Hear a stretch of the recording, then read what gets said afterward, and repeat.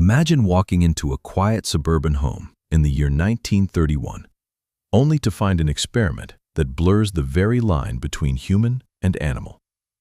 Let me ask you something. What if you raised a baby chimpanzee and your own infant son side by side, under the exact same roof, treating them as absolute equals? Picture them wearing identical clothes, sitting at the same dinner table, eating the same food, and receiving the same parental affection. This wasn't a Gothic novel. It was a real, controversial psychological study. We often watch our pets and wonder what they are thinking when they stare at us, or how much of our world they truly understand. But this went far deeper, driven by the timeless debate of nature versus nurture. Winthrop Kellogg wanted to see if the human environment could completely override biological destiny. Could a wild primate be humanized simply through upbringing? It's a haunting question that forces us to look at our own species with fresh eyes. We like to believe that human intelligence is the absolute gold standard of nature, a pinnacle of development that other species simply failed to reach. When we look at animals, we often assume their minds are just simpler, primitive versions of our own, operating purely on basic survival instincts. If a dog sniffs the grass, we think they just have a stronger sense of smell. We don't realize they are actually sniffing through time, reading a chemical history of who passed by hours ago. This deeply flawed assumption led the Kellogg's to believe that a chimpanzee was just an unfinished human, waiting to be molded by the right environment. They expected that by introducing Gua to a human household, she would naturally climb the evolutionary ladder toward human behavior. But evolution isn't a single ladder with humans at the top. It is a sprawling tree where every branch is highly specialized. To uncover the mechanics of this shared upbringing, we have to look at how biological wiring shapes behavior, a concept best illustrated by the secure base test in developmental psychology. In human infants, this phenomenon explains how a child uses a primary caregiver as an emotional anchor to safely explore an unfamiliar environment. While Gua the chimpanzee could form these secure bonds and mimic daily routines, her developmental trajectory was fundamentally bound by her species' genetic blueprint. True human socialization relies on an incredibly high temporal resolution within the brain, the cognitive capacity to process rapid, sequential auditory information that forms the foundation of complex speech. Because a primate's neural architecture lacks this specific structural adaptation, no amount of human nurturing could bridge the evolutionary gap.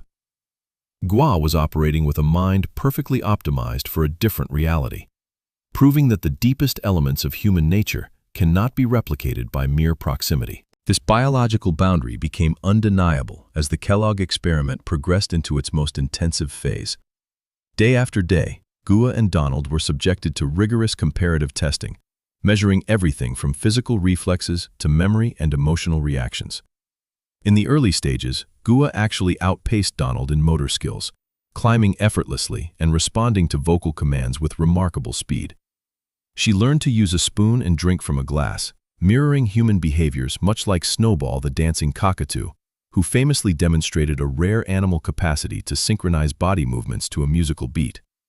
But just as Snowball's rhythmic talent has rigid cognitive limits, Gua eventually hit an invisible evolutionary wall. She could comprehend words, but her vocal anatomy absolutely prevented human speech. Then, the study took an alarming turn when Donald began imitating Gua's chimpanzee gestures and vocalizations instead of developing human language. The environment was indeed reshaping both minds, but it could not rewrite their genetic destinies. This cross-species influence exposes the critical limitations of early behavioral science and highlights a deeper, more troubling flaw in how we evaluate animal minds. For decades, human researchers have defaulted to an anthropocentric bias, measuring the intelligence of other species purely by how well they can mimic us, whether they can talk, use tools, or follow our social rules. But modern evolutionary biology challenges this narrow framework, arguing that intelligence is not a single, linear scale with humans at the peak. Different species are uniquely adapted for their own ecological niches, meaning a chimpanzee's mind is optimized for spatial memory, rapid physical problem-solving, and complex social dynamics within its own world, not ours. By forcing Gua into a human household, the experiment did not reveal her cognitive limits. It revealed the limits of human scientific perspective. We punished her for failing a test she was never biologically meant to take, ignoring the brilliant, distinct intelligence she already possessed. The next time you look into the eyes of an animal, or find yourself wondering what secrets lie behind the silent gaze of a family pet, remember that intelligence takes many shapes. The tragic story of Gua and Donald reveals a profound truth. We do not stand separate from the natural world, nor are we the ultimate measure of all living beings. We are all deeply intertwined, bound by the invisible threads of our unique evolutionary paths. Perhaps the true failure of the Kellogg experiment wasn't that a chimpanzee could not become human, but that humans could not accept a chimpanzee for exactly what she was meant to be. Perhaps our greatest cognitive limitation is the stubborn belief that our way of thinking is the only way that matters. Ultimately, nature and nurture work together to shape who we are, but they also remind us to respect the boundaries that define us. We must learn to appreciate the brilliant diversity of life on Earth, rather than trying to force it into a mold of our own making.